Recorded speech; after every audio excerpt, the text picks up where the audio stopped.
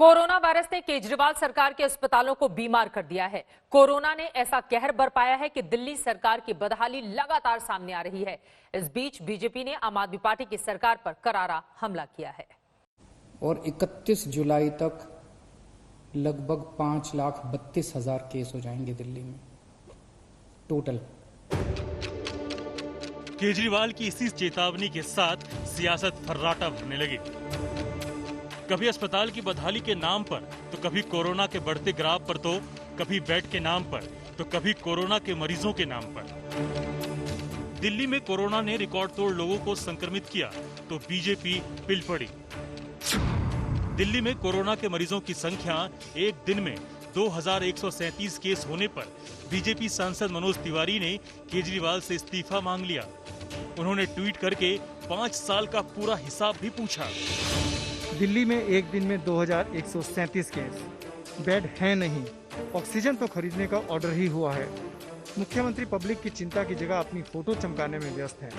बस बहुत हुआ, सीएम केजरीवाल इस्तीफा दे। 5 साल से दुनिया को कह रहे थे कि सबसे बढ़िया हेल्थ बुनियादी ढांचा पर खर्च कर रहा हूँ।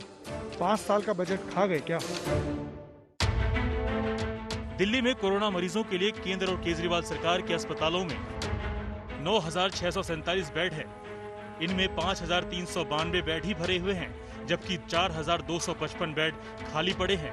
वहीं कोरोना मरीजों के लिए कुल 599 वेंटिलेटर है। इनमें से 347 वेंटिलेटर पर मरीज हैं, जबकि 252 वेंटिलेटर खाली पड़े हैं। इतना आपने जो पैसा आपको मिलता है, दिल्ली सरकार को मिलता है, अगर आप सही तरीके से लगाते और अपने विज्ञापनों पे नहीं लगाते, आप इस महामारी के वक्त भी इतने बड़े बड़े विज्ञापन दे रहे हैं। आप न्यूज़पेपर में आज, टेलीविजन पे आज, रेडियो स्टेशन में, आप रेडियो खोलिए गाड़ी में, हर गाने के बाद उनकी आवाज आती है सीएम साहब की। इस समय चाहे सेंट्रल गवर्नमेंट हो चाहे स्टेट गवर्नमेंट हो, हर एक पैसा दिल्ली लोगों की सेवा के लिए जाना चाहिए। फिलहाल दिल्ली के अस्पतालों में बेड भले ही खाली हों, लेकिन कोरोना मरीजों की संख्या कम नहीं हो रही।